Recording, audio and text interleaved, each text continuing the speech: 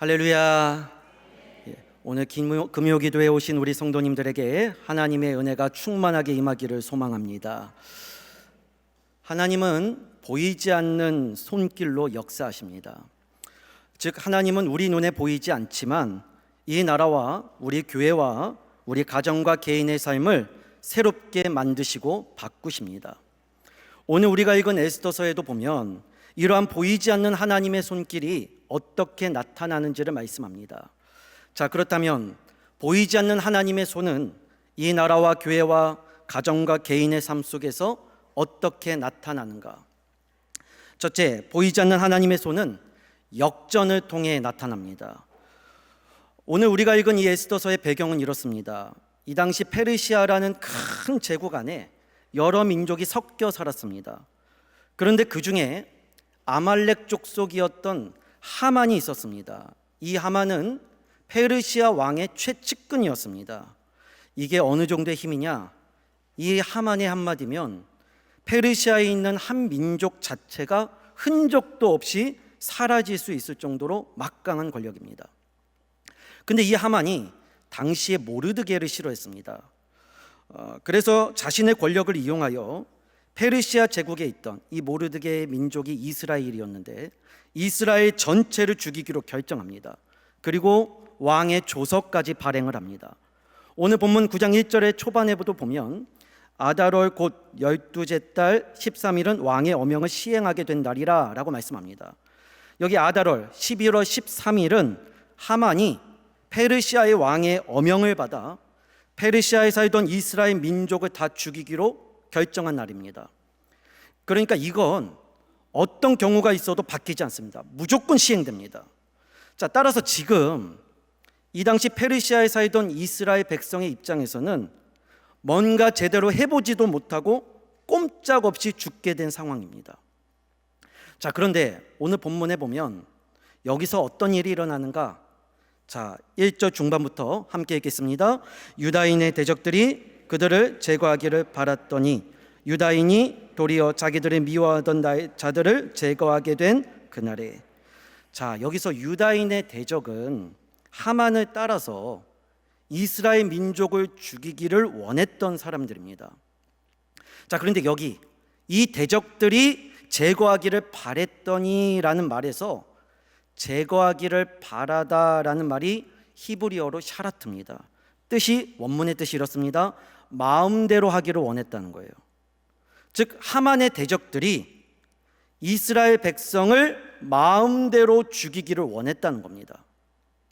자, 그런데 이 샤라트라는 단어가 여기 1절에서만 2번이나 반복이 됩니다. 어떻게 표현이 되는가? 원문에 가깝게 해석한 새한글 성경은 이 구절을 이렇게 번역했습니다. 우리 다 함께 보겠습니다. 그날 유다 사람들의 원수들은 유다 사람들을 마음대로 하기를, 자, 여기 마음대로 하기를 바랬다가 샤라트입니다. 계속 읽습니다. 그러나 거꾸로 유다 사람들이 자기네를 미워하는 사람들을 마음대로 하기를 되었다. 여기도 샤라트입니다. 자, 앞에서 마음대로라는 샤라트가 처음에는 유다의 대적들이 유다 백성을, 이스라엘을 마음대로 하기를 바랬습니다. 그런데 그 뒤에 보면 이 마음대로라는 샤라트가 이렇게 쓰여요. 그러나 거꾸로 유다 사람들이 자기네를 미워하는 유다의 대적들을 마음대로 하게 되었다는 겁니다. 자, 그러니까 주어가 바뀌었어요. 누구에서 누구로? 유다 사람들이 오히려 자신들을 미워하고 마음대로 죽이려고 했던 대적들을 반대로 마음대로 할 수 있게 된 겁니다. 자, 따라서 결과가 어떻게 됐는가? 뒤집어졌습니다. 여기 1절 중반에 보면 거꾸로라는 단어가 강조됩니다. 즉 도저히 바뀌지 않는 왕의 어명이 떨어진 이 상황 속에서 오히려 거꾸로 바뀌어져 역전이 된 것입니다. 이게 어떻게 가능했는가? 오늘 에스더서에서 강조하는 보이지 않는 하나님의 손이 역사했다는 것입니다. 즉 보이지 않는 하나님의 손이 죽을 수밖에 없는 이스라엘 백성의 상황과 문제를 뒤집어 역사한 것입니다. 이게 에스더서가 말하는 보이지 않는 하나님의 손에 대한 첫 번째 핵심입니다. 그러므로 여러분, 오늘날 저와 여러분이 믿는 하나님은 어떤 분인가? 이 세상과 이 나라, 또 저와 여러분의 인생과 가정에 절대로 바꿀 수 없고 또 이길 수 없는 환경과 문제와 구조를 완전히 뒤집어 엎으시며 역전하시는 하나님이십니다. 오늘날 이 나라와 교회, 그리고 직장과 가정과 주변에 우리를 마음대로 조종하려고 하는, 우리를 아프게 하고 상하게 하려고 하는 세력이 있습니다. 또 신앙을 무너뜨리려고 하는 원수와 대적도 있습니다. 자, 그렇다면 이런 상황 속에서 우리가 할 수 있는 기도가 무엇인가? 한 가지입니다. 주님, 이 나라와 교회, 우리 일터와 가정에 보이지 않는 하나님의 손이 임하여 이 문제와 상황을 역전하여 주옵소서. 이 기도가 오늘 우리에게 필요하다는 것입니다. 이전에 어느 교회에서 소그룹으로 성경 공부를 하던 중이었습니다. 각자의 기도 제목을 나누는데 어느 성도님이 이런 이야기를 하셨습니다. 자기가 다니는 회사의 어느 상사가 업무상 큰 잘못을 저질렀다는 겁니다. 그런데 그 모든 책임을 당시 사원이었던 자신에게 떠넘기려고 한다는 거예요. 게다가 자신에 대한 말도 안 되고 근거도 없는 험담과 소문까지 주변 동료들에게 퍼뜨렸다는 이야기입니다. 저는 목사라서 이런 일이 드라마에서만 있을 줄 알았지 실제 사회에서 일어날 줄 몰랐어요. 근데 그 성도님께서 자신의 어려운 상황을 이야기하면서 기도해달라고 부탁하셨습니다. 그래서 그 다음 날부터 새벽에 나가 기도했습니다. 그런데 어떻게 기도해야 될지를 모르겠는 거예요. 하나님, 그 못된 상사가 자신의 잘못을 깨닫고 우리 집사님에게 사과하게 해주세요. 하나님, 그 상사를 당장 심판하셔서 하나님의 공의와 정의가 이루어지게 해주세요. 제가 이렇게 기도할까 말들을 생각했는데 마음에 와닿지가 않는 겁니다. 그렇게 될 것처럼 믿어지지도 않는 겁니다. 그래서 한참을 고민하다가 마지막에 이렇게 기도했습니다. 하나님, 그 성도님의 사정과 형편을 주님께서 누구보다 잘 아실 줄로 믿습니다. 현재 회사에서 어느 상사로 인해 많이 어렵고 힘든 가운데 있는데 지금 이 문제를 해결하실 분은 하나님밖에 없습니다. 주님, 그 성도님이 처한 인생에 개입하여 주셔서 그 모든 문제와 상황이 역전되게 하여 주옵소서. 제가 기도하는데 마음이 확 열렸습니다. 은혜가 임했습니다. 그래서 열심히 기도했습니다. 저뿐만 아니고 이 이야기를 들었던 다른 성도님들도 함께 간절하게 중보했습니다. 그렇게 몇 달 뒤에 그 성도님이 오랜만에 모임에 참석했습니다. 다들 궁금했던 차라 오자마자 물었어요. 회사에서 그 상사 어떻게 됐어요? 그랬더니 그 성도님이 하시는 말씀이, 전에 그렇게 못되고 악하게 굴던 그 상사가 결국 자신이 했던 모든 업무상의 비리와 잘못이 드러나게 됐다는 겁니다. 그러면서 동시에 그가 회사 동료와 선후배들에게 퍼뜨린 거짓 정보까지 다 발각이 돼서 결국 모든 회사 사람들이 보는 앞에서 이 성도님에게 직접 고개를 숙여 사과를 했다는 겁니다. 할렐루야. 여러분의 일이 아니시라고 그렇게 와닿지 않으신가 봐요. 저희가 그 간증을 듣는데 막 박수치고 아멘하고 난리가 났습니다. 근데 마지막에 이 성도님이 이 말씀을 하시는 거예요. 목사님, 사실 저는 기도한 것밖에 없습니다. 제가 그 상황을 바꾸려고 하기보다는 주님만 바라보며 기도했는데 하나님께서 제 모든 상황과 문제를 가장 좋은 기회로 역전하여 주셨습니다. 제가 그 이야기를 듣고 이런 생각을 했습니다. 아, 오늘 우리가 간절히 기도하면 지금 내가 처한 내 상황의 문제와 모든 고통 속에서 보이지 않는 하나님의 손이 반드시 임하여 반드시 역전이 된다는 것입니다. 그러므로 여러분, 오늘날 저와 여러분의 인생에 도저히 바꿀 수 없고 도저히 이길 수 없는 인생의 가장 큰 문제와 상황을 바꾸어 역전하시는 분이 우리가 믿는 하나님이신 줄로 믿으시기 바랍니다. 그러므로 오늘 우리가 이 저녁에 모여 기도할 때 보이지 않는 이 하나님의 손이 도저히 해결되지 않고 나아지지 않는 이 나라와 가정과 내 문제와 상황 속에 임하여 뒤집어 역전되는 은혜를 간구하시기 바랍니다. 지금 유다 백성들은 마음대로 하려고 했던 유다의 대적들이 오히려 반대로 유다 백성들이 그 대적들을 마음다게 하도록 바꾸어져 역전됐던 이 은혜가 오늘 이 말씀을 듣고 뜨겁게 기도하는 저와 여러분의 인생과 문제 가운데 그대로 임하여지기를 간절히 축복합니다. 둘째, 보이지 않는 하나님의 손은 주님으로 오는 참된 안식을 통해 나타납니다. 우리 9장 22절 말씀 함께 봉독합니다. 이날에 유다인들이 대적에게서 벗어나서 평안함을 얻어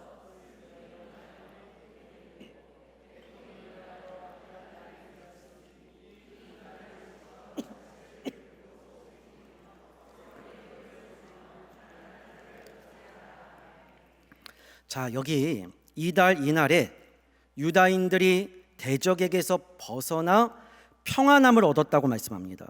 여기서 평안이라는 단어가 히브리어로 노아크입니다. 완전한 쉼 또는 안식, 평강이라는 뜻입니다. 그러니까 지금 도저히 평안할 수 없고 안식할 수 없던 이 날에 하나님께서 이스라엘 백성에게 참된 안식과 평안을 주셨다는 겁니다. 즉 보이지 않는 하나님의 손이 무엇으로 나타났는가? 참된 평안과 안식으로 드러났다는 겁니다.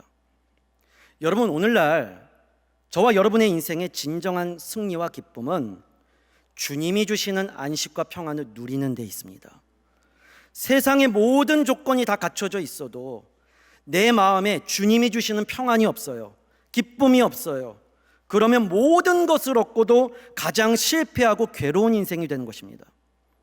그러나 모든 것이 부족하고 연약하고 모자라도 오늘 주님이 내 안에 주시는 참된 평안과 안식이 있으면 그 인생은 가장 행복하고 성공한 인생이 된다는 것입니다. 일전에 어느 목사님의 설교에서 들은 이야기입니다. 이 목사님이 미국에서 목회를 할 때였습니다.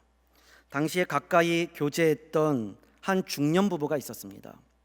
남편은 미국에서 잘 나가는 변호사였고 아내도 아주 똑똑한 지식인이었습니다. 이렇게 남부럽지 않은 두 남녀가 결혼해서 아이를 낳았습니다. 그런데 안타깝게도 이 아이가 정신박약증에 걸려 지체 부자유자로 장애 판정을 받았습니다. 심지어 뇌신경 한쪽이 태어날 때부터 잘못되어 정상적인 사고를 못했고 얼굴 전체가 일그러진 상태로 태어났습니다. 이때부터 이 아이 외에는 걱정 근심이 없었던 이 부부 사이에 말다툼이 끊어지지 않게 됩니다. 부부의 모든 신경은 이 아이에게 집중됩니다. 어떻게 하든지 이 아이 하나 제대로 살려보겠다고 아침부터 저녁까지 수단과 방법 가리지 않고 할 수 있는 모든 시도를 다했습니다. 그런데도 아이는 조금도 나아질 기미가 보이지 않았고 호전될 모습조차 보이지 않았습니다.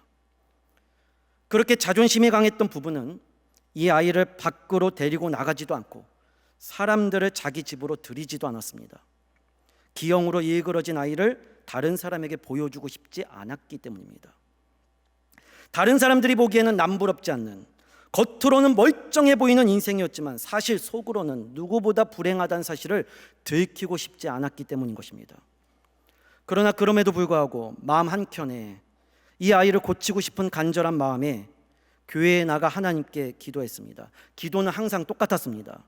하나님, 이 아이가 낫게 해주세요. 이 아이가 정상으로 살게 해주세요. 무려 10년 동안 간절하게 매달려 기도했습니다. 그런데 아무 일도 일어나지 않았습니다.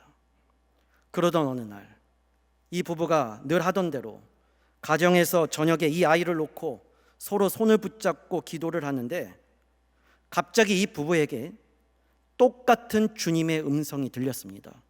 이런 음성이었습니다. 그 아이를 변화시키려고 하지 말고 너희들이 변해라. 그 아이는 내가 너희에게 주는 선물이야. 이 음성을 듣는 순간 두 사람의 마음이 밝아졌습니다. 눈을 떴을 때는 완전히 달라진 자신들의 모습을 발견하게 됩니다. 지금까지는 이 아이를 고쳐만 달라고, 이 지긋지긋한 세월 끝나게 해달라고 다른 사람들 앞에서 이 아이가 내 아이라고 당당하게 말할 수 있는 그런 인생 살게 해달라고 기도했었는데, 사실은 이 아이가 하나님께서 우리 부부에게 주신 선물이라는 사실을 깨닫고 그 마음에 주님이 주시는 평안과 안식이 임하여졌기 때문입니다. 이때부터 두 사람의 인생이 완전히 달라집니다. 새롭게 태어난 부부가 이 목사님을 만나 이렇게 이야기합니다. 목사님, 이제는 이 아이를 데리고 마트도 가고 산책도 갑니다. 저희 부부는 완전히 달라진 인생을 살고 있습니다. 사실 환경은, 상황은 달라진 게 없습니다. 그러나 지금까지 인생이 이렇게 아름답고 평안하게 느껴진 적이 없습니다. 주님께서 우리에게 이렇게 놀라운 인생을 보게 하시려고 무려 10년 동안 기도의 자리를 몰아 넣으셨다는 사실을 알게 되었습니다. 지금은 그 어느 때보다 평안하고 행복합니다. 사랑하는 여러분, 오늘 이 이야기가 우리에게 주는 교훈이 무엇입니까? 인생의 진정한 성공과 승리는 세상에 주어진 모든 조건을 채우고 얻는 것에 있지 않고 오늘 내 안에 주님이 주시는 평안과 안식을 누리는 것에 있다는 것입니다. 즉, 세상에 아무리 좋은 것을 다 가져도 주님이 주시는 안식과 평안이 내 안에 없으면 그 인생은 가장 불행하고 괴로운 인생이 된다는 것입니다. 그러므로 여러분, 오늘 이 저녁에 어떤 기도해야 되는가? 주님이 주시는 안식을 구해야 합니다. 주님이 주시는 평강을 구해야 합니다. 자, 그렇다면 이 주님이 주시는 안식은 어디에서 오는가? 요한복음 14장 27절에 이런 말씀이 있습니다. 우리 함께 읽습니다. 평안을 너희에게 끼치노니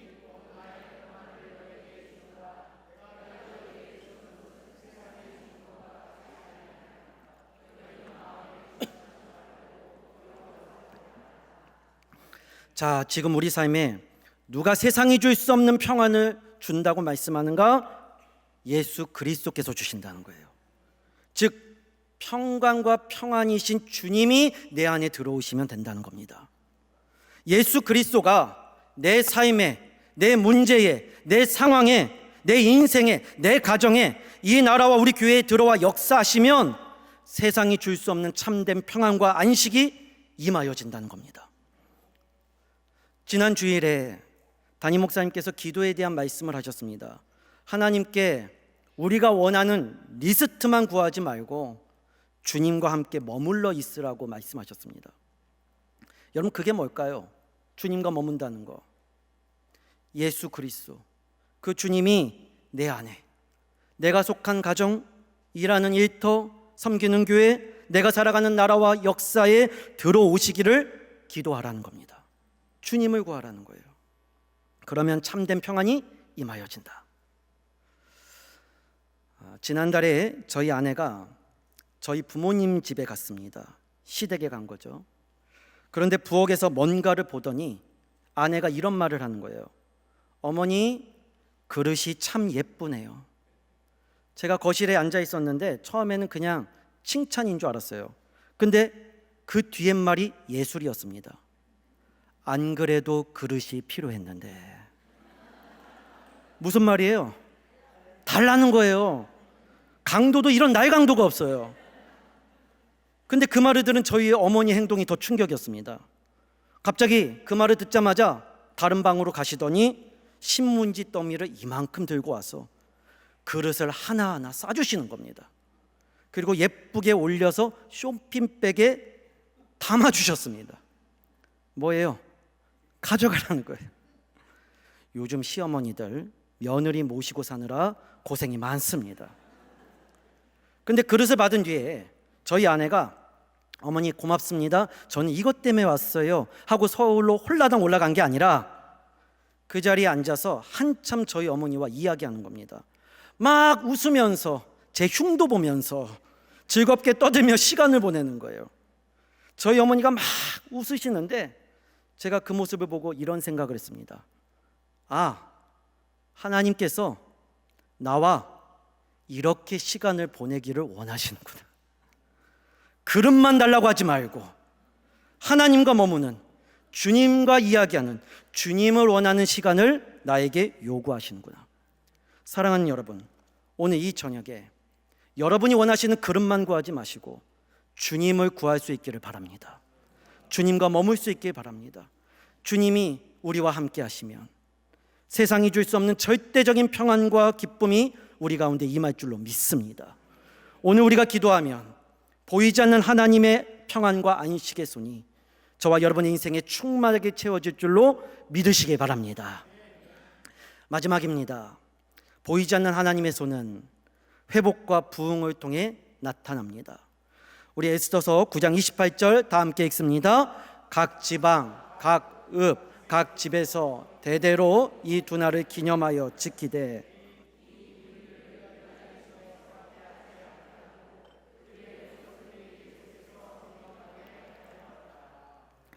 자, 오늘 에스더서의 마지막 결론입니다. 지금까지 이스라엘을 죽이려고 했던 유다의 대적이 결국 이스라엘 백성에게 죽임을 당합니다. 보이지 않는 하나님의 손이 이 판을 뒤집어서 역전한 겁니다. 승리를 가져온 겁니다. 그리고 주님이 주시는 평안과 안식까지 경험했어요. 자, 그러자 이 다음에 이 이스라엘 백성이 자신들이 이기고 승리한 날을 기념합니다. 무려 이틀이나 날을 지정합니다. 대적과 싸운 날은 13일, 이긴 날은 14일이에요. 그러니까 하루 동안 싸운 겁니다. 그리고 그 다음 날 이겼거든요. 그래서 13일과 14일을 기념하는 겁니다. 자, 그런데 중요한 것은 이 당시 이스라엘 백성이 이 두 날을 불임절이라고 하는 자신들의 절기로 삼아 잔치를 열고 예배를 드렸다는 겁니다. 심지어 31절에 보면 정한 기간에 이 불임일을 지키게 하였으니 이는 유다인 모르드게와 왕후 에스더가 명령한 바와 유다인이 금식하며 부르짖은 것으로 말미암아 자기와 자기 자손을 위하여 정한 바가 있음이더라. 자, 여기 중반에 이런 말씀이 있는 거예요. 불임절에 이스라엘 백성이 왕후 에스더가 또 모르드게가 금식했던 그날을 자신들의 절기로 삼았다는 거예요. 무슨 말인가? 이 13일과 14일을 하나님께서 주시는 역전, 평안을 기념하여 금식하며 기도하기로 결정했다는 겁니다. 여러분, 이게 무엇을 뜻하는가? 이 당시 페르시아에 남아있던 이스라엘 백성의 신앙이 완전히 새롭게 회복되고 부흥이 되었다는 겁니다. 이 당시 이스라엘 백성은 실제로 두 부류로 나뉘어져 있었습니다. 하나는 예루살렘으로 돌아간 백성, 또 하나는 여기 페르시아에 남아있는 사람들입니다. 예루살렘으로 돌아간 이스라엘 백성은 신앙의 정체성을 따라서 페르시아에서 누릴 수 있는 모든 것들을 다 버리고 간 사람들이에요. 신앙 때문에 떠난 사람들입니다. 아무것도 없는 황폐해진 예루살렘에 성전 짓고 예배드리러 갔습니다. 그러니까 한마디로 신앙이 출중한 사람들입니다. 그래서 구약 성경의 관심도 이 사람들에게 맞춰져 있어요. 예루살렘에 돌아간 사람. 자, 그런데 오늘 우리가 읽은 이 에스더서에는 누구에게 주목을 하는가? 페르시아에 남아있던 사람들. 여러분, 이 사람들은 예루살렘에 돌아간 사람들보다 신앙심이 좀 부족합니다. 세상적인 욕망이 조금 더 앞섭니다. 그래서 예루살렘으로 안 돌아가고 여기 페르시아에 남은 거예요. 왜요? 예루살렘보다 여기 페르시아에서 노예로 사는 게 훨씬 더 풍족했기 때문입니다. 그래서 여기 페르시아에 남아있던 이스라엘 백성은 성경에 보면 함께 모여 예배드렸다는 기록이 없어요. 그런데 그에 반해 예루살렘으로 돌아간 백성들은 어려운 위기와 문제를 겪으면서 더 열심히 기도하고 예배드렸다는 기록이 있습니다. 심지어 이름까지 기록했습니다. 믿음이 좋았다는 거죠. 자, 그런데 여기 믿음이 약했던 페르시아에 남겨진 이스라엘 백성이 지금 이 엄청난 민족의 위기와 문제를 극복하고 나서 어떻게 되었는가? 자신들이 직접 신앙의 절기를 만들어 대대손손 지키도록 교육했다는 겁니다. 여러분, 이게 얼마나 놀라운 일이냐면 우리가 잘 아는 이스라엘의 3대 절기, 유월절, 칠칠절, 초막절은 아주 오래전에 조상들이 만든 절기예요. 그 이후에는 새로운 절기가 없습니다. 심지어 예루살렘으로 돌아간 백성들도 새로운 절기를 만들진 않았어요. 근데 이 새로운 절기를 지금 누가 만들고 있는가? 페르시아에 남아있던 이스라엘 백성들이 자신들을 구원해 주신 하나님께 감사하여 예물을 나누고 심지어 스스로 금식하기까지 하는 절기를 만들었다는 겁니다. 여기서 말하는 금식은 에스더가 보여주었던 간절한 기도를 뜻합니다. 그러니까 뜨겁게 기도하기를, 이틀 동안 모여서 하나님 앞에 금식하며 기도하는 날로 삼았다는 거예요. 자, 따라서 지금 이 에스더서의 결론이 뭐냐?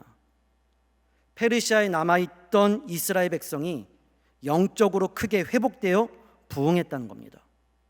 즉 하나님보다는 언제나 자신들이 먼저였던 이스라엘 백성이 보이지 않는 하나님의 손을 경험하여 하나님 앞에 엎드려 금식하고 기도하는 날을 절기로 삼는 놀라운 회복과 부흥을 경험하게 되었다는 겁니다. 따라서 오늘날 이 나라와 교회, 내 가정과 인생의 회복과 부흥은 언제 나타나는가? 인생의 큰 문제와 위기를 에스더와 같이 하나님을 향한 절대 믿음으로 간절하게 기도하여 은혜를 경험할 때 이 놀라운 회복과 부흥을 우리도 경험할 수 있게 된다는 것입니다. 사랑하는 여러분, 오늘날 교회가 힘들다고 합니다. 갈수록 더 어렵다고 합니다. 부흥은커녕 유지도 안 된다고 합니다. 그러나 그건 사람들의 말뿐입니다. 성경 어디를 봐도 하나님께 간절히 부르짖고 기도하여 망하게 됐다든지 부흥의 시대가 끝났다는 이야기가 없습니다. 심지어 모든 사람들이 자기의 소견에 옳은 대로 행하였던 영적으로 가장 비참하고 암흑 시절이었던 사사 시대조차도 한나라는 한 여자가 기도했을 때 사무엘이라는 위대한 사사가 나오고 또 사무엘이 하나님의 전에서 밤새도록 기도하고 엎드림으로 이스라엘이 영적인 암흑기에서 가장 찬란하고 위대한 영적인 부흥기로 바꾼 사건을 우리는 성경을 통해 보게 됩니다. 지금 에스더서도 마찬가지입니다. 신앙이 없던 페르시아에 남아있던 이스라엘 백성이 나라와 교회의 문제 앞에서 하나님 앞에 엎드렸어요. 간절히 금식하며 기도했어요. 보이지 않는 하나님의 손을 통해 은혜를 받았습니다. 그랬더니 이 믿음이 없던 이스라엘 백성이 다시 신앙으로 회복하여 부흥했다는 것입니다. 따라서 오늘날 우리가 이 말씀 붙들고 이렇게 무너진 나라와 교회와 가정과 개인 가운데서도 보이지 않는 하나님의 손이 움직일 것을 믿고 다 함께 모여 간절하게 기도하면 하나님께서 무너지고 깨진 이 나라와 교회와 가정과 개인에게 반드시 회복하여 부흥케 하실 줄로 믿으시기 바랍니다. 여러분, 사람들의 말이나 전문가들의 소견이 이 나라와 교회와 가정과 우리를 구원하는 것이 아닙니다. 기도하는 한 사람, 한 성도가 이 나라와 교회와 가정과 개인을 일으켜 세우는 부흥과 회복의 시작이 되는 것입니다. 그러므로 사랑하는 여러분, 오늘 이 저녁에 뜨겁게 기도하시기 바랍니다. 주님, 여러분 앞에 놓여진 모든 상황 가운데 주여, 여러 상황과 문제로 인하여 앞이 보이지 않는 내 인생 가운데 역전의 은혜를 베풀어 주시옵소서. 주님, 내가 평안하지가 않습니다. 행복하지 않습니다. 모든 것을 다 얻은 것 같은데 나는 누구에게도 말하지 못하는 우울감과 불행한 인생을 살아가고 있습니다. 주여, 주님께서 주시는 평안을 얻기 원합니다. 주님, 내 삶에 임재하여 주시옵소서. 내 가정 가운데, 내 자녀 가운데, 나라와 교회와 내 문제 가운데 임하여 주시옵소서. 주여, 이 나라가 갈수록 어둡고 타락해 갑니다. 주님, 이 시간 주님이 주시는 회복과 부흥의 손길이, 그 불길이 이 나라와 교회와 이 한국교회 가운데 타오르게 하여 주시옵소서. 오늘 이 기도가 이 자리에 모인 저와 여러분, 또 영상으로 이 말씀을 듣는 영락의 모든 성도들의 온전한 믿음의 기도로 올려질 수 있기를 사랑하는 주 예수 그리스도의 이름으로 간절히 축원합니다. 기도하겠습니다. 사랑과 은혜의 하나님, 이 시간 기도하기 위해 모였습니다. 주여, 역전의 은혜를 베풀어 주옵소서. 보이지 않는 내 인생의 앞날에 신실하게 일하고 계신 주님의 손이 내 삶과 가정과 나라와 교회의 모든 문제를 역전하여 주시는 줄로 믿습니다. 주께서 주시는 평안을 바라보게 하시고 주님이 주시는 부흥과 회복을 꿈꾸는 이 저녁의 밤이 되게 하여 주옵소서. 이 시간 뜨겁게 기도하기 원합니다. 주여, 성령의 새바람을 우리에게 불어 주시옵소서. 살아계신 우리 구주 예수 그리스도의 이름으로 기도드리옵나이다. 아멘.